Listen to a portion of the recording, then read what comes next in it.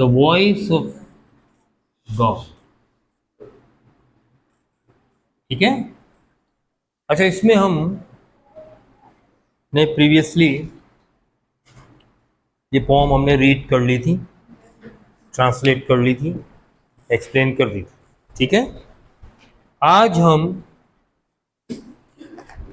इस पोम की central idea को देखेंगे। ठीक है। जो मेन आइडिया है या जो सेंट्रल आइडिया है वो क्या है। ठीक, राइट। कैसे लिखेंगे मेन आइडिया? एक बात मुझे बताओ, सबसे पहले तो हम पोएट का इंट्रोडक्शन लिखते हैं, है ना? कैसे लिखेंगे? जुमला बताओ।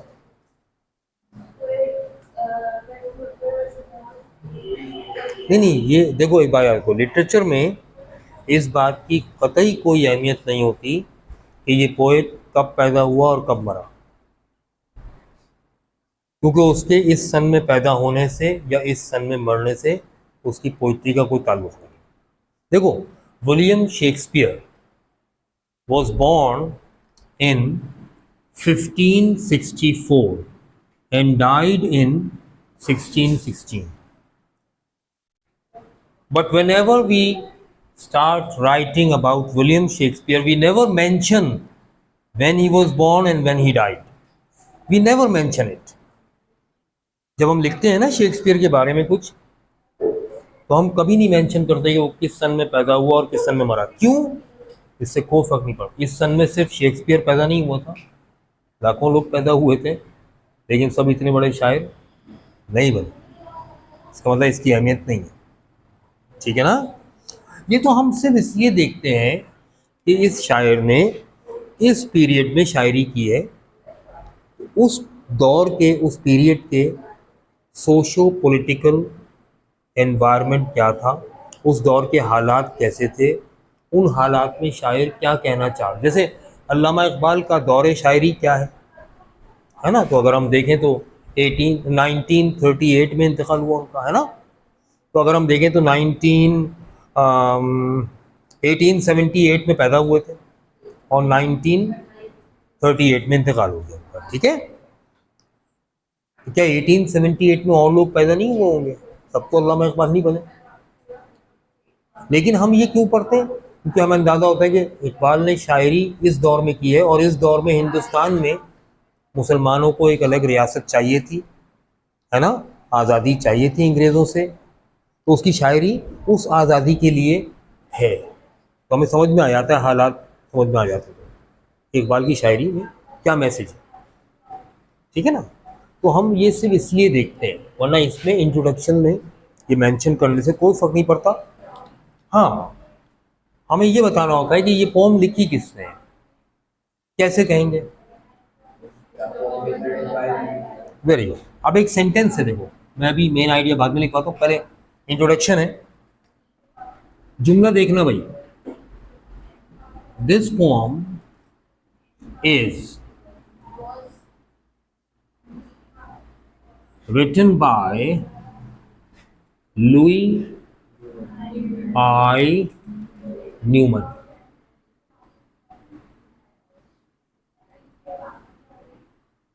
ठीक है भाई। अच्छा, 9th में आपने एक पोम पढ़ी थी, डैफोडिल्स पढ़ी थी, उसका इंट्रोडक्शन कैसे लिखा था? This poem is written by William Wordsworth, है ना? अच्छा, एक पोम आप पढ़ेंगे, the miller of the Dee, उसका इंट्रोडक्शन कैसे लिखेंगे? This poem is written by Charles मैके।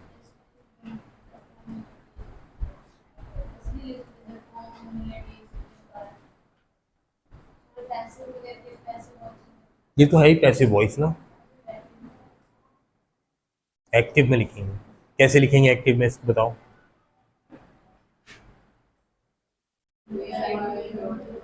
Louis I Newman writes present indefinite tense में दिस पोम, ठीक है। और इसमें पास्ट टेंस यूज नहीं करते, प्रेजेंट टेंस यूज करते, ठीक है ना, क्लियर। अच्छा, क्योंकि लिटरेचर मरता नहीं है, कभी जिंदा रहता है, ठीक है। अच्छा, बात यह है कि इसके अलावा कोई तरीका, तो एक ही जुमला है, वो एक्टिव कर लो या पैसिव कर लो, थोड़ा और इम्प्रूव होना चाहिए ना यार। देखो ना, आप स्टेज पे खड़े हैं और आपने कंपेयरिंग करनी है,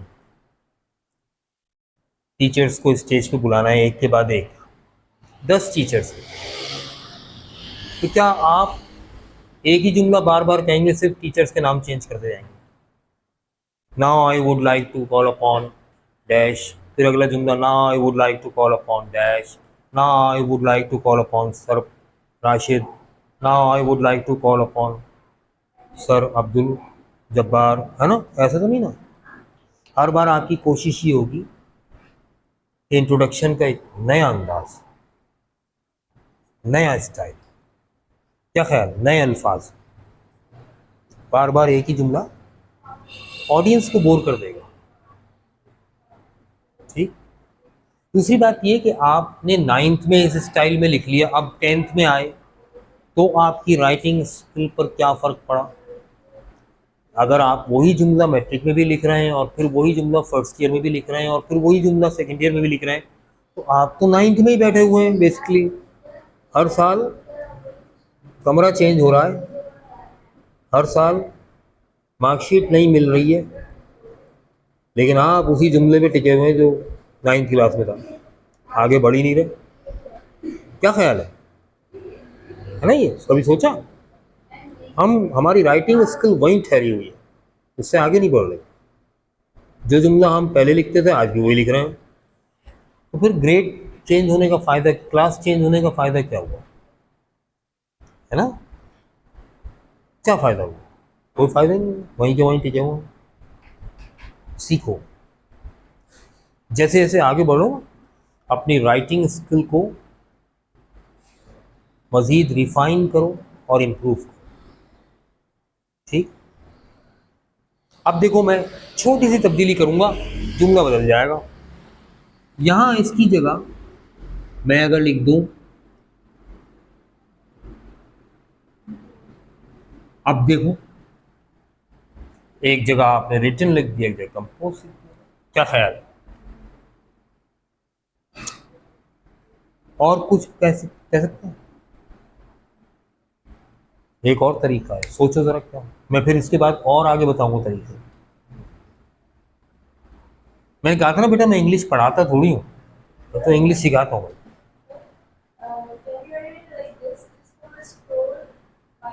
टूल नहीं है, हाँ, और बोलो। कोशिश करो, अच्छी बात है। इसका मतलब माइंड चलना शुरू हुआ है ना, अब आइडियाज आना शुरू हुए हैं, यही मैं चाह रहा हूँ, इस मशीन को ऑन करना चाह रहा हूँ। हाँ जी, देखो, पेन किसे कहते हैं? कलम को ना। इसका वर्ब कैसे बनेगा? ये वर्ब भी है, थर्ड फॉर्म क्या बनेगी? अब पढ़ो, penned, this form is penned by, ये भी सही है, ठीक है। ऐसे भी करते हैं, और इससे और खूबसूरत तरीका भी बताता हूँ अभी। उर्दू किसकी अच्छी क्लास में?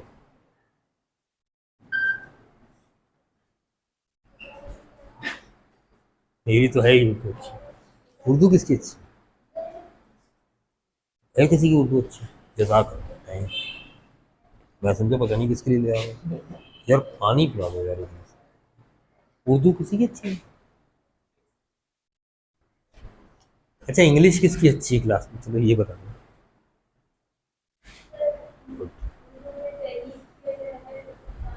उर्दू में तहरीर किया गया है, ये नज्म,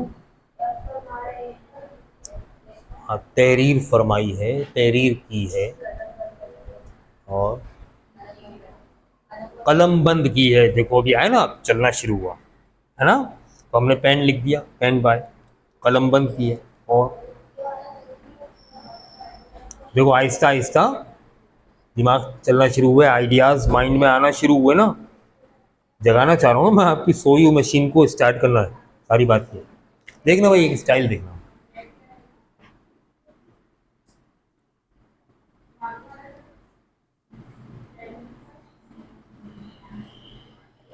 ये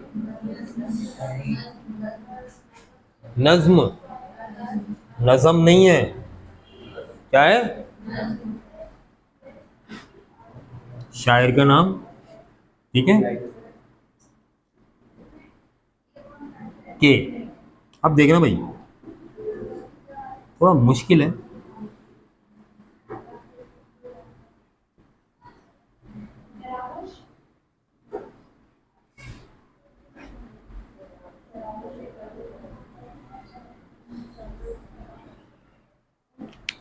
ये नज्म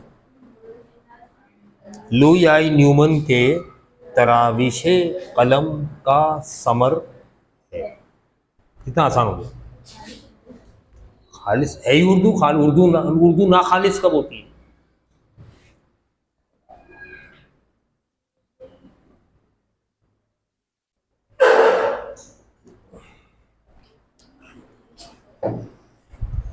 हाँ जी, अच्छी उर्दू है ना। तराविश कलम क्या होता है? पुराने वक्तों में जब कलम से लिखते थे ना, तो कलम तराशते थे, फिर लिखते थे, फिर तराशना पड़ता था, फिर लिखते थे। तो एक नज्म लिखने में कई कलम तराशे जाते थे, तो उसे कहा गया तराविश कलम का समर है, फल है। इतने कलम तराशे तो ये फल निकला। ठीक है। क्या ऐसी इंग्लिश नहीं हो सकती हमारी? क्या हमारी इंग्लिश ऐसी नहीं हो सकती? अगर उर्दू ऐसी है तो हो सकती है ना यार। होती भी है इंग्लिश इतनी खूबसूरत, या नहीं होती? होती तो होगी यार, है ना। हर लैंग्वेज में ये गुलकारियां होती हैं, ये सजावट होती है, अल्फाज की सजावट, निगारिश तो होती है। इंग्लिश में भी है, देखना जरा। अगर इंट्रोडक्शन यूं हो, दिस पोम इज द, आसान है, मुश्किल नहीं दो। समर को इंग्लिश में क्या कहेंगे? फ्रूट कहते हैं। फ्रूट ऑफ, तराविश कलम को क्या कहते हैं? अच्छा, कलम को अगर तराशा जाए तो क्या कर रहे हैं आप? कलम की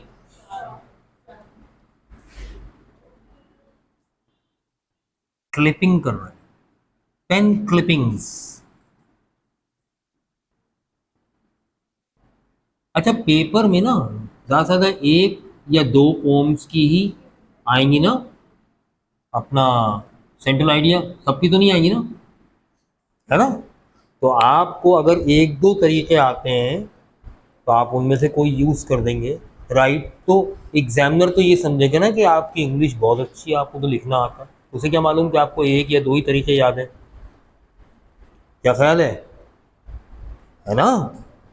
फिलहाल याद करके लिख रहे हैं, तो आगे जाके हम अपने पास से भी लिखना शुरू कर देंगे। क्या ख्याल है?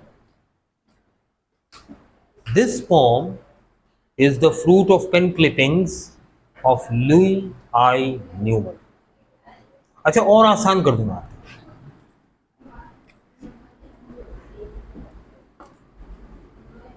जिनको ये याद हो जाए वो ये याद करें। दिस पोम इज, भाई देखना जरा,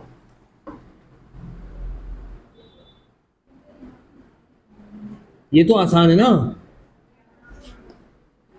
from the desk of Louis I Newman, ये तो मुश्किल नहीं है।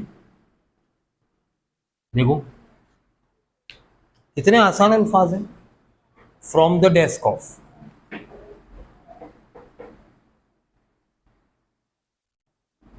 ये नज्म अज कलमदान इकबाल माखूज है।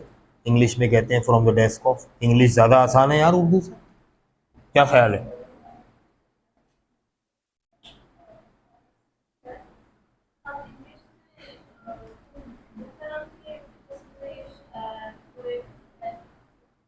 बुक का नाम हमारी बुक में है, ये लिखना, हमारी किताब की।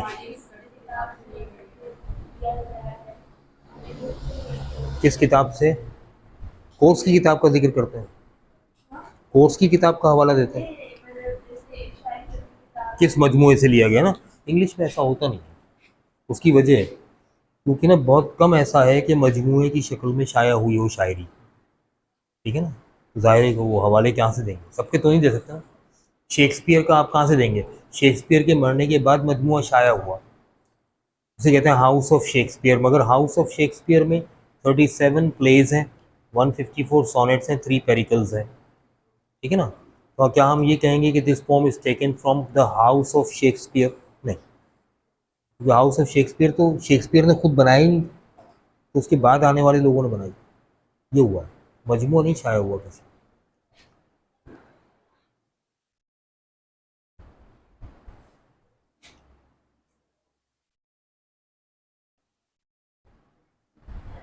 ठीक है। अच्छा, जब आपने ये लिख दिया, इंट्रोडक्टरी लाइन लिख दी, तो अब आगे आप लिखेंगे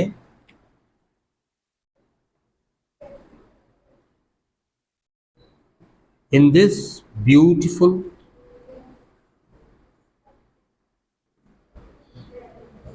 लिरिकल कॉम्पोजिशन। ओहो, भाई लिरिकल क्यों कह रहे हैं? कोई भी पोम जो आपके कोर्स में है सब लिरिकल है, पढ़ के देख लो। लिरिकल कब होती है पोम? जब उसमें पढ़ने में एक रिदम आए। देखो देखो, twinkle twinkle little star, how I wonder what you are, rhythm है, एक रिदम है ना, लिरिकल कहलाइए। ठीक। द वॉइस ऑफ गॉड देख लीजिए, आई sought to hear the voice of God and climbed the topmost steeple, but God declared to go down again, I dwell among the people। तो first line और third line का rhythm same है, second line और fourth line का rhythm same है, पढ़ के देखो।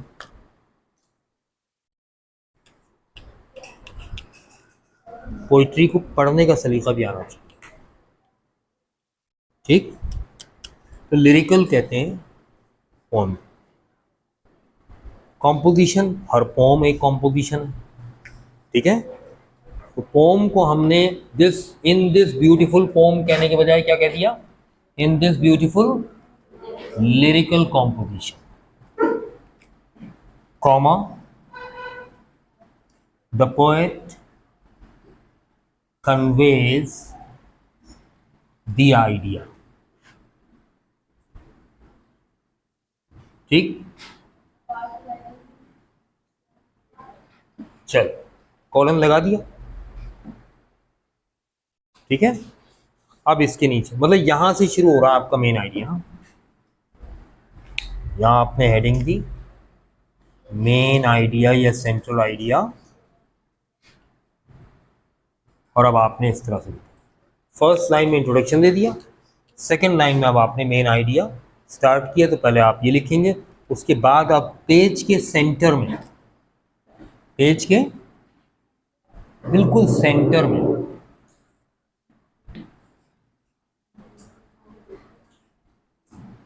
देखो ये ना, ये कॉपी यहां से स्टार्ट हो रही है, ये मार्जिन है आपका, कॉपी यहां से स्टार्ट हो रही है, ये मार्जिन है।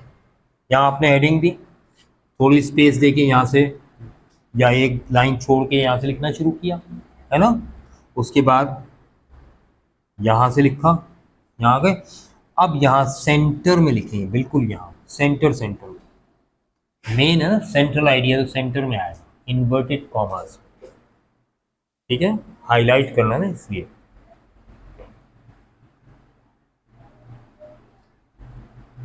God does not live only in the sky,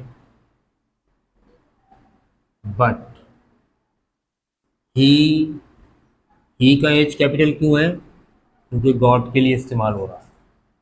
हालांकि दरमियान में एच कैपिटल नहीं आता ना, लेकिन जब गॉड के लिए इस्तेमाल होगा तो ही, हिम, हिज सब कैपिटल आएगा, ठीक है। But he is, O capital होगा, ओमनी प्रेजेंट।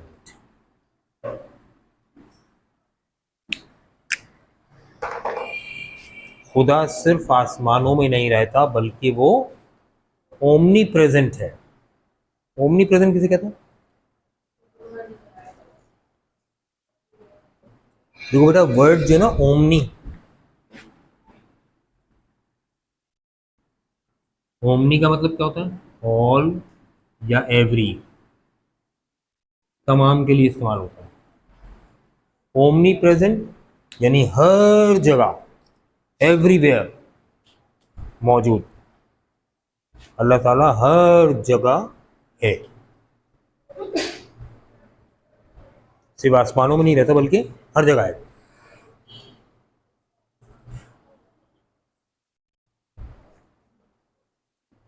आहिस्ता आहिस्ता ना मैं इस तरह से लिखना सिखाऊंगा, कुछ जुमले स्पेशली याद करवाऊंगा इस तरह। उसके बाद जब आप क्वेश्चन आंसर वगैरह अपने लिखेंगे ना, तो आपको मज़ा आएगा लिखने में, और दूसरों से डिफरेंट लिखेंगे आप, ठीक है, अच्छा लिखेंगे आप।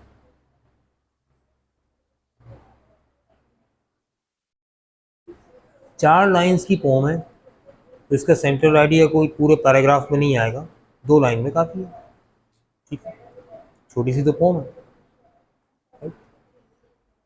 अगले पेज पर आइए, इसके क्वेश्चन आंसर वगैरह मैं नोट्स में दूंगा, ठीक। बुक के अगले पेज पर आइए। आगे क्या है बुक में? The wise caliph. अच्छा भाई, अब ये वाकया हम पढ़ने जा रहे हैं, रीडिंग टेक्स्ट में लिखा है। बेटा कहानी है, यानी झूठा वाकया है, सच्चा वाकया नहीं है, तो ये जहन में रखो, ठीक है ना। तो बच्चे अक्सर आखिर में मुझसे सवाल करते हैं अजीब अजीब से, पहले सोच लो कि कहानी है यानी झूठा वाकया, हकीकत नहीं है, ठीक। जब हकीकत नहीं तो फिर इसमें आखिर में लॉजिकल क्वेश्चंस भी नहीं कीजिएगा कि अच्छा कैलिफ ने ये क्यों नहीं किया, कैलिफ ने वो क्यों नहीं किया। तो जो झूठा वाकया है तो झूठा ही है भाई, उसमें इतना परेशान होने की जरूरत नहीं है। सच्चा वाकया होता तो हम कहते भाई तो ऐसा क्यों नहीं किया, वैसा क्यों नहीं किया। कहानी तो बनाई जाती है, जैसे राइटर ने बना दी वैसे बना दी,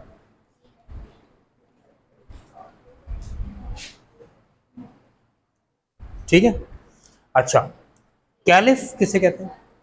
तो बेटा देखो, बाज अल्फाज ऐसे होते हैं जो ना हर रिलीजन की अपनी अपनी टर्मिनोलॉजी होती है। जैसे हमारी इबादत का नाम क्या है उर्दू में, अरबी में? सलात या नमाज, है ना।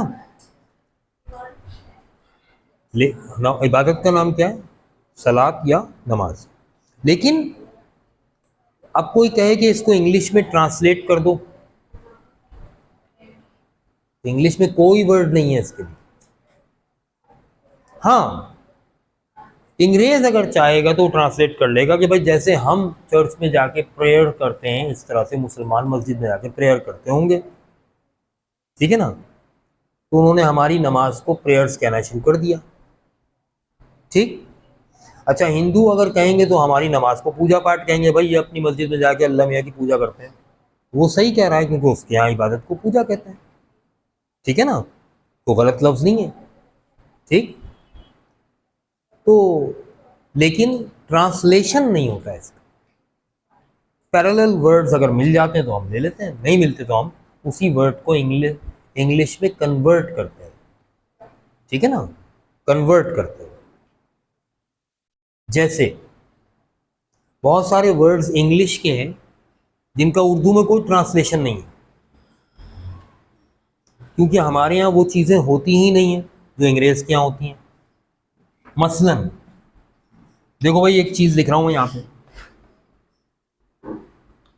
ये जो मैं बना रहा हूँ ज़रा गौर से देखना,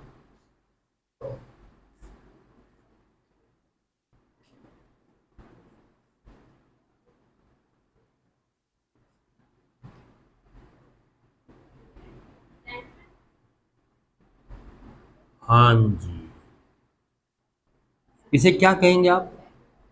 अब ये ना हमारे यहाँ होता ही नहीं है।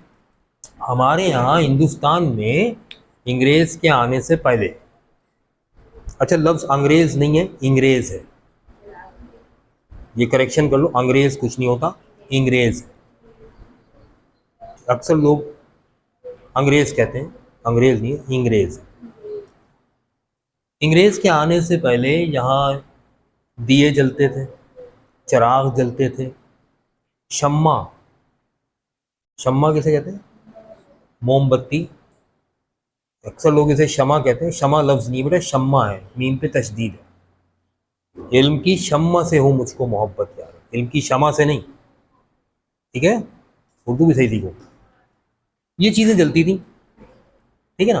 अंग्रेज अपने साथ एक ऐसी चीज लेकर आया, तो हम तो हैरान हो गए, हमने कहा यार ये क्या चीज है। हमने अंग्रेज से पूछा भाई ये क्या है, उसने इसका नाम लिया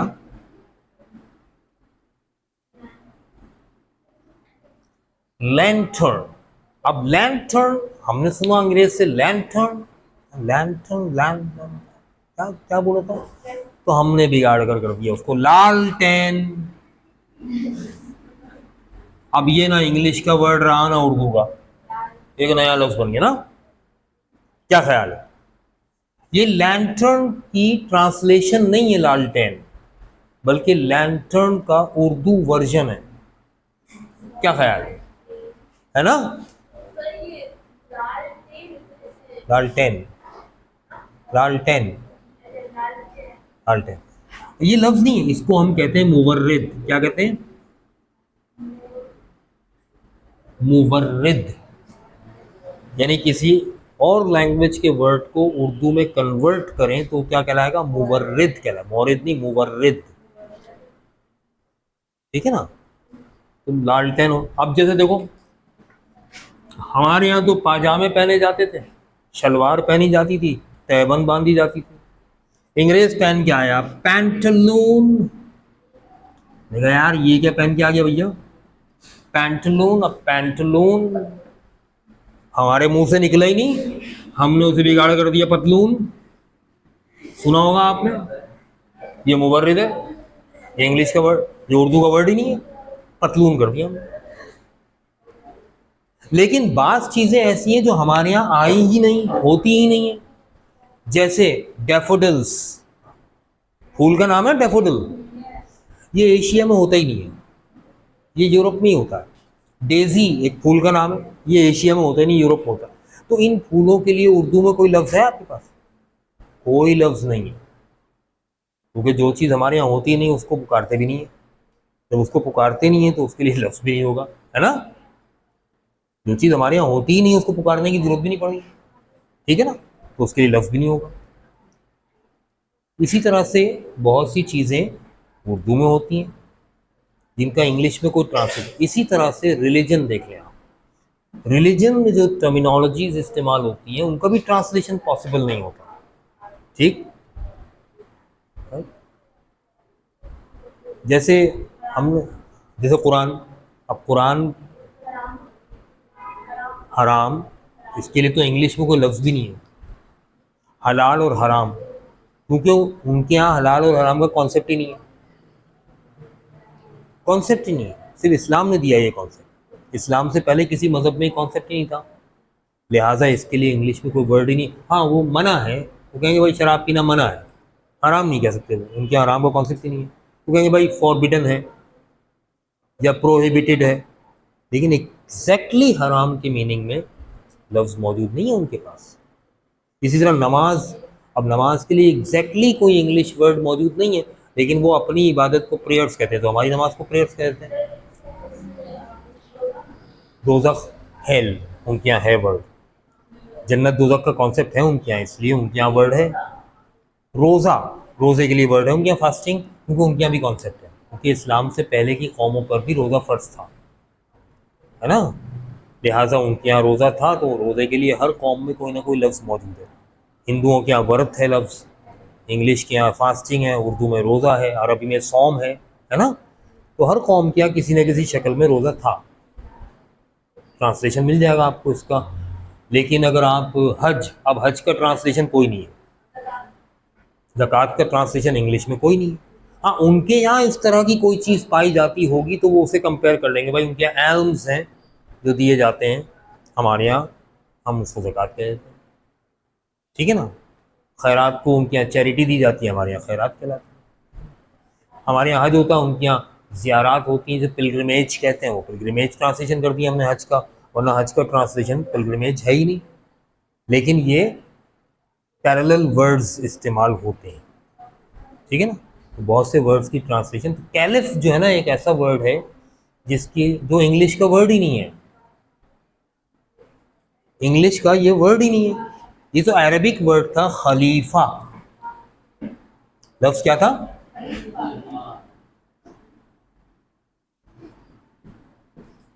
अब इंग्लिश में कोई वर्ड नहीं था इसके लिए, क्योंकि उनके यहाँ खिलाफत होती नहीं है, हमारे यहाँ बहुत होती है ना। तो क्या हुआ, अब अंग्रेज ने क्या किया, इस वर्ड को बार बार सुना तो उसके मुंह से निकला कैलिफ, तो उसने कैलिफ यूज करना शुरू कर दिया। ये वर्ड एक्चुअली अरबिक वर्ड का एंग्लिसाइज्ड वर्ड है, ठीक है ना, उसने एंग्लिसाइज किया है, एक्चुअली इंग्लिश वर्जन है, वरना ये इंग्लिश वर्ड नहीं है, ठीक है ना। जैसे आप देखते हैं, ये आपने सुना होगा मुत्तहिदा अरब अमारात, क्या ख्याल है, मुत्तहिदा को क्या कहेंगे आप? यूनाइटेड, चलो भाई अच्छी बात है, यूनिटी इत्तेहाद को कहते हैं, ट्रांसलेट हो गया ना। अरब, अब ये तो टर्म है तो ऐसी रहेगी, अरब ही रहेगा, हमारा। अब इसका क्या करें, देखो, अमर कहते हैं हुक्म, किसे कहते हैं? अमीर कहते हैं हाकिम को, ठीक है। अमारत सिंगुलर है, ये किसे कहते हैं? हुकूमत को, ठीक है ना, या रियासत को। अमारात इसकी जमा हो गई तो हम क्या कहेंगे? हुकूमतें या रियासतें, है ना। इंग्लिश में क्या कहलाएगा? स्टेट्स। क्या ख्याल है? अच्छा, अंग्रेजों ने क्या किया, ये लफ्ज उनके मुंह से निकला ही नहीं, अमारात, उनके मुंह से जो निकला वो था एमिरेट्स। तो बेसिकली ये इंग्लिश का कोई वर्ड नहीं था, ये लफ्ज जब अंग्रेज के मुंह से निकला तो ऐसा निकला, ठीक है। तो यूनाइटेड अरब एमिरेट्स हो गया, वो अमारात बोला ही नहीं गया उससे बेचारे से, जैसे हमसे पेंटलून नहीं बोला गया, पतलून बोल दिया हमने। तो ये अल्फाज जो है इस तरफ, तो कैलिफ का वर्ड जो है ना, ये बेसिकली इंग्लिश वर्जन है खलीफा का। Caliph Harun Rashid was very popular with his people, among his people भी हो सकता है, with his people भी, ठीक है। अपनी आवाम में वो बहुत पॉपुलर था, यानी फेमस था, मशहूर था। he was very concerned about their problems, their का मतलब people, है ना, people के लिए इस्तेमाल हो रहा है। वो बहुत ज़्यादा कंसर्न था, फिक्रमंद था, कंसर्न कहते हैं फिक्र को, कंसर्न अबाउट का मतलब है किसी चीज़ के बारे में फिक्रमंद होना, वरीड अबाउट। वो बहुत फिक्रमंद था अपने लोगों के मसाइल के बारे में, अवाम के मसाइल, पीपल अवाम को ही कहते हैं, अवाम, पब्लिक, पीपल, अवाम को, ठीक है। एंड देयर वेलफेयर, वेलफेयर किसे कहते हैं?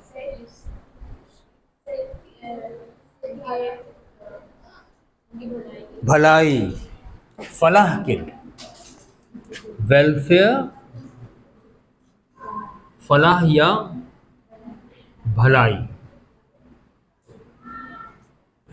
इसे कहते हैं लोगों की भलाई के लिए, ठीक।